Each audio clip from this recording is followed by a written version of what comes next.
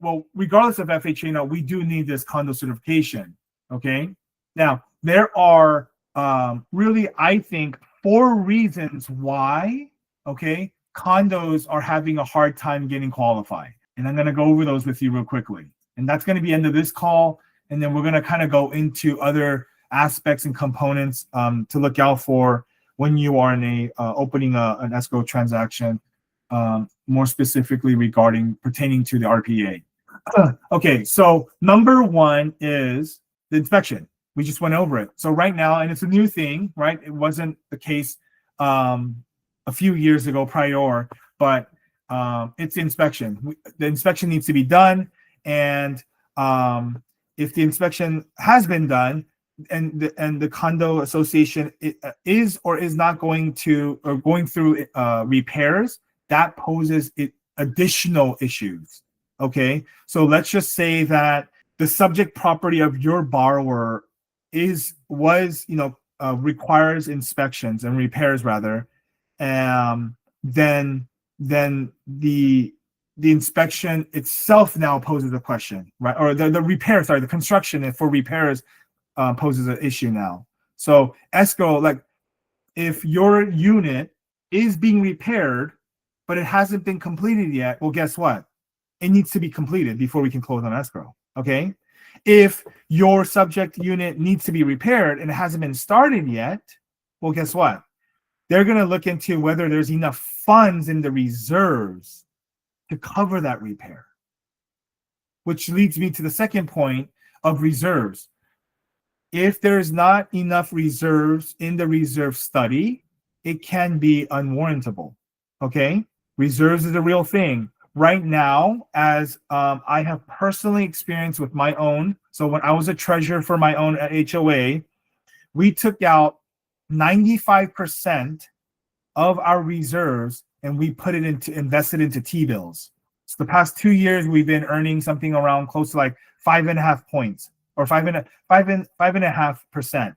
The HOA is super happy about it, but we had a case recently with one of our loan officers where the lender wasn't able to see that the reserves was in a separate account and not a designated reserve account. Okay, because the reserves was taken out. Okay, so understand that reserves can, so while it's supposed to be in a designated reserve account, like a savings account, a lot of HOAs right now, because they need more money and they're short on money, they're not keeping it in that 0.1 or 0.05 no interest bearing account. They're putting it into an investment account, T-bills, CDs, MMA money market accounts, and a separate account, right, to earn more additional income. Just note that account, while the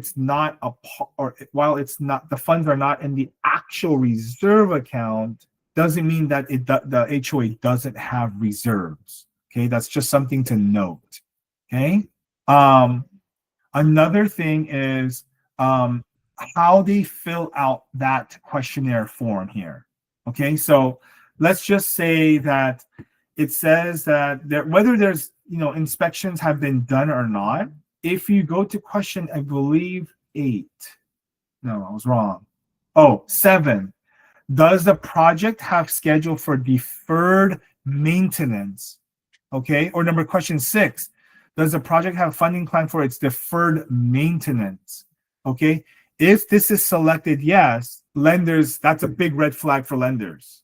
Okay, why? Because now if there are deferred maintenance, and yes, typically, look, the reality of condo associations is yes, there's going to always be deferred maintenance. Okay, again, I've been a part of 2 HOA associations in my lifetime. There's always deferred maintenance, whether it's stucco or plumbing or asphalt, tree maintenance and landscaping. There's always deferred maintenance. Okay, the paint chipping on HOA condos. Okay, but if the HOA selects that there is, okay, the concern here now for the lender is, does this association have enough funds in the reserves, okay, to cover that deferred maintenance. And two, does that deferred maintenance does it entail something that's of cause of safety and hazard, right? So let's just say that there is a community wall. Okay, we kind of have one actually on someone's apartment unit. There's a wall, 5 by 20 wall that separates two divisions, and let's say it's leaning.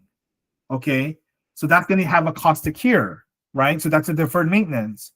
But what if it's going to cost, I don't know, $50,000 to repair it, to bulldoze it down, break it down, and then erect a new one? Okay. Or does that, if they don't repair it, is that wall next to a light structure or a I don't know, an AC condenser unit that could cause further damage, right? So those are the things that they're going to be concerned about. If it can cause additional collateral damage and it's going to cause for additional funds, yeah, the lender may not want to approve this condo project. Does that make sense, guys? Yes. Okay. So while we don't have a say, what we want here in questions 6 and 7 is them to say no.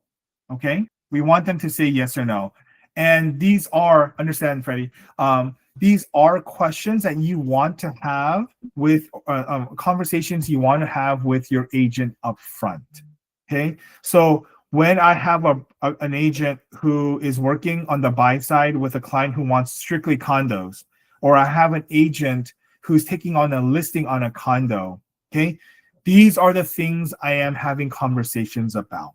Okay, I am having conversations about, hey, do you know if there's enough money in the reserves? Okay, do you know if they've done the SB-326 inspection? Do you know if they got new insurance, and is a policy adequate, sufficient enough, especially with 100% replacement cost? If they renewed the insurance, do you know if the insurance premium went up and it's going to eat away at their reserves, which is what happened to our association last year. Our association decided to upkeep the insurance policy, but it almost entirely deflated our reserves. And we had to build it back up all of last year and this past year. We did it though because we wanted to be warrantable, because I'm the lender and I know this. And then we knew that we were going to have the cash flow to build it back up. So we did that. Okay. So those are conversations you want to have with your agent up front before they take on that listing, before they work with the buyer, right? About FHA approved. We can get a spot approval, but they have to be in escrow. We might need to extend escrow, which is a topic that we're going to cover about extending escrows. But do you have any other questions on, or Paul for who's on? Okay, so just to summarize, we went over the 4 costs that are associated potentially with entering into a mortgage, getting into contract, or even doing a refinance: credit report, appraisal, WVOEs, and condo certs. And then we went over potential pitfalls and the issues of condos being non-warrantable, right? Insurance, SB-326, deferred maintenance, and low reserves. Okay. Next time we will go over specifically what else to look into the RPA, the purchase of contract regarding contingencies, extensions of contingencies, and how it relates to other inspections, not just the HOA inspection. I do apologize that we went over time, but it was a lot of information to cover. Thank you, guys. Yes. So it's HOA Cert, or is it like a Condo Cert? Let's say it's like a single family home, detached, and it's all still part of HOA. Does the questionnaire still apply, and how does it affect it? My response to that is no, but since Gia and Peter are on, do you guys want to answer that? The question is, it's an SFR detached, but in a PUD then. It's a PUD. Will an HOA cert be required? So usually PUD, whether or not it's attached, detached, underwriter don't require HOA cert. Underwriters do. Yeah, and also for detached condo, there's sometimes detached condo. Underwriter doesn't require HOA cert as well as a fallback. We only need HOA demand, so no need to order HOA cert. So it's only for condos that are attached. Is that correct? Yeah, only for attached condo. Thank The you. problem occurs from the homeowner's insurance. The coverage is different, whether it's attached or detached. Mm. Some of the HOAs, surprisingly, with detached is requesting for single family homeowners insurance statement. So the some of the units within the HOA is paying about $400 to $500 a year, whereas a couple other units, the larger ones, is paying almost $3,000 a year because of the extensive coverage ratio required by the HOA CCNRs. So we don't know if a perspective of a listing agent may come up and say this is so affordable, but it may not turn into an affordable. And surprisingly, depending on which lender we are submitting to, UWA doesn't care. Whereas NMSI will care. They're gonna nitpick every single line. Yeah, Peter, I'll turn it over to you for the few minutes that we have. No, it's good. Thank you, Ragnar. We loan officers need to itemize, as Ragnar just shared.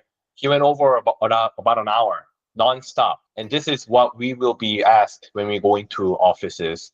When we talk in person, they're going to demand us to give us the bullet points, summarized version of how the process is going to be like. So we have to, and we must memorize the entire process. And if we ask Brenda, Romy, Sydney, whomever is on the call, to be presentable wherever we go, we have to do the same.